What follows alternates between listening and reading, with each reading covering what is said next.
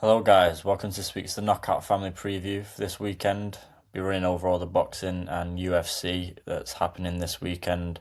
Also be going over the events of this week, like Dustin Poirier getting arrested, the fights from last weekend, even though there wasn't that much of note. Also the Lewis Crocker versus Liam Parrow boxing fight that's just happened today in Australia. So yeah, we'll start with probably the Liam Parrow fight. Good back and forth. Parra absolutely dominated the start of the fight. Just outboxed him. Way too much activity. Combinations. It was good performance. There was not much power in the strikes, but he was just outlanding him, outworking him. More confidence. Just a better boxer overall. Crocker came on heavy late, and Parra was just hanging in there, really. Literally hanging in there, hanging onto his arms. I don't know how the referee didn't take a point. It was a bit of a joke, to be honest, in my opinion. Had a massive cut on his eye, swelling, did Parra. I'm really not sure he made it out of that fight. If Crocker was a bit more technical and, could had a bit more, maybe thought about his striking, then he would have had a much better chance of actually finishing that fight, even though the ref didn't do him any favours whatsoever. Obviously, he was in Australia as well, went to Australia to defend his belt. Didn't make sense to me doing that, especially for, Parrow's not very well known, obviously two-weight champion now, got to give him credit for that, but it was a bit of a strange decision.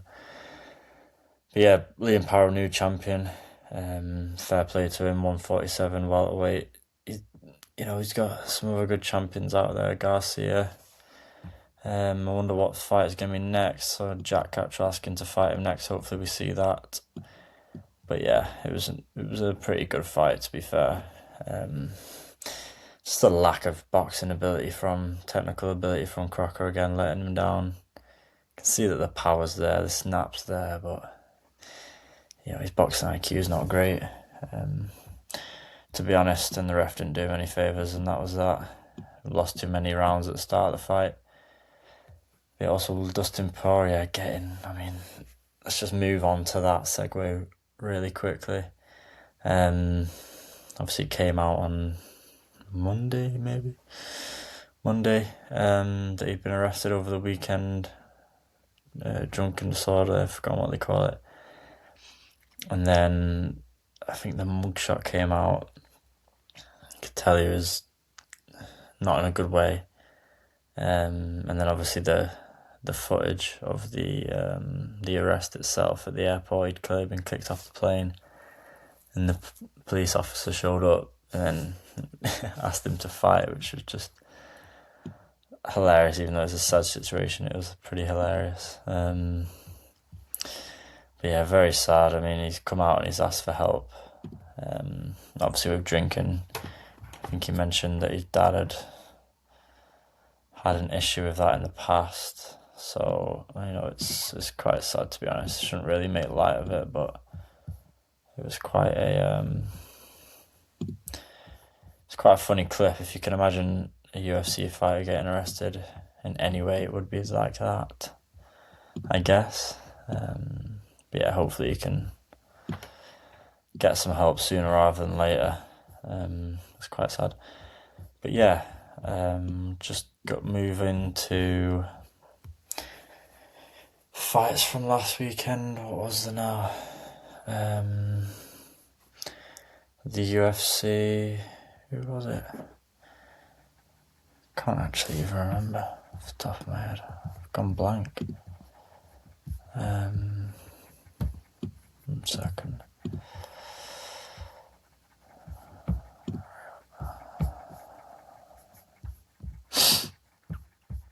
Oh yeah, Cat versus Horiguchi. Obviously Horiguchi won the first 2 rounds. Cat came on strong and got the finish. A bit of a lovely right hook right on the chin, dropped him. But yeah, people weren't happy. Not many people like Manel Cat. Not sure what it is. He's a bit outspoken. He says the first thing that comes to his brain, it seems like. But yeah, I think he's a great fighter. He should not be getting a title fight next. But Pantoja definitely deserves that. You can't skip over him. He had about 4 or 5 title defenses. But yeah, great performance from him. Not much of note in the rest of that UFC card, to be honest. Yeah, Cordina, I'll just touch on that. Obviously, visa issues. He was fighting, was due to fight Abdullah Mason next weekend, I believe. And that has now been not called off, but it's been replaced. Unfortunately, because of visa issues, not sure why he's been denied a visa. Something along those lines. Yeah, absolutely devastating for him. I think he was going to set up to be a 3-time world champion if he won that fight. Definitely an underdog going into that. But yeah, absolutely gutting, to be honest. Would be huge for the Welshman, but obviously that's not going to happen. But yeah, let's move into this week's UFC. Obviously, Rafael Fiziev versus Manuel Torres. That's a great main event. You've obviously got Manuel Torres as a prospect. You know, he's very dangerous early. He packs a punch. He's quick. Got ridiculous finishing ability. But obviously, Fiziev been in there with lots of grit. I think he's fought Gaethje twice. Been in there with some absolutely brilliant opponents. You know, his whole career, really. Obviously, he's on a bit of a schneid at the minute, but you know, he's obviously got great experience. Recently, just lost to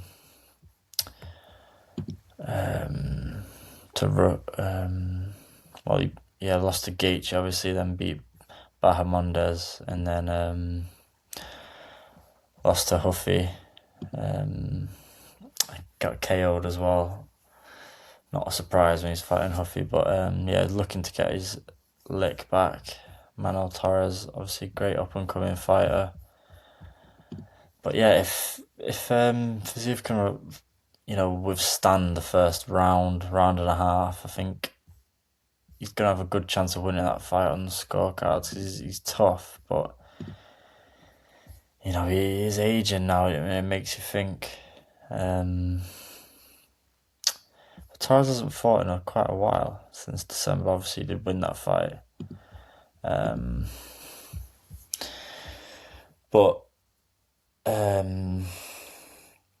he starts very fast. Obviously, he had the first round knockout when he was last out.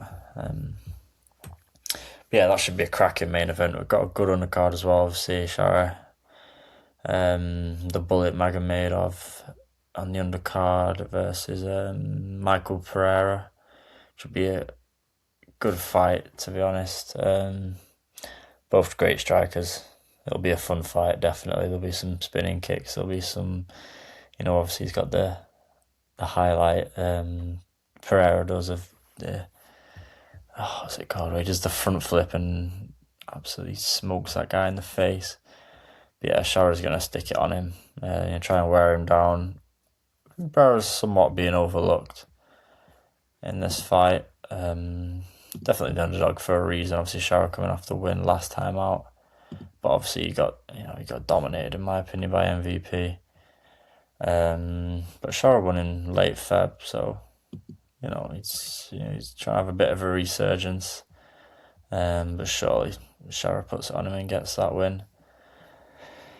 Obviously got Charles Johnson back out. The prospect killer. Sorry. But yeah, maybe he can get something done there. Probably not. Yeah, it's just a decent little card, to be honest. I'm looking forward to that. Where is it taking place? It better not be the Apex, for God's sake.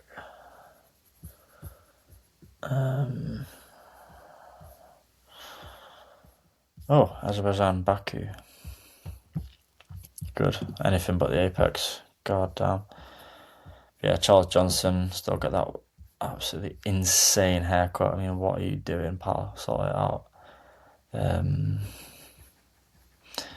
Yeah, just criminal, to be honest. Yeah, that'll be a good fight. But yeah, Fiziev, just looking there, he's lost 4 of his last 5. If I had to pick, I'll pick those 3 fights actually. I'm going to go Torres TKO. Chance for a Fiziev decision if he can survive the first round and a half, but I do believe Torres will knock him out maybe about the second or third round. Magomedov, I'll go for a decision. I think he has chances where it might look like he's about to finish the fight, but I don't think he will. And I'll give me Charles Johnson knockout win. All right, let's move to boxing. Here we go, massive fight in Brooklyn. Xander Zayas versus Jaron Boots Ennis. Absolutely epic fight. I can't believe that Zayas has took this. I think he's only 23 years old. Boots is only 28 himself, so both very young fighters. Obviously, Boots was world champion at the weight below. It's his first time at 154, moving up, which is Xander's natural, I feel like, weight limit, weight category. I think this is Boots' first fight and he's moving up. I think he vacated. He might have had 1 fight before this. But yeah, it'd be great. I mean, Boots has obviously got the more experience. He's older. Got more power, more athletic, I would say. But Zayas is great movement. He's a great boxer. You know, even if he does lose this, I don't think he's gonna get annihilated like some people think. He's a very confident young man. He has every right to be. But Boots is absolutely brilliant. I mean, undefeated. Lots of championship experience. You know, obviously I mentioned the speed, power. I do see Boots winning that fight. Late TKO decision. I do think Boots gets that done, but it's going to be a great fight. Obviously, you got Ben Whitaker as well making his US debut. I believe he's co-main, or it might be Emilio Vargas co-main. Not 100% sure. I would think. I mean, Eddie would probably want Ben Whitaker on co-main, but I don't think he will be over Vargas.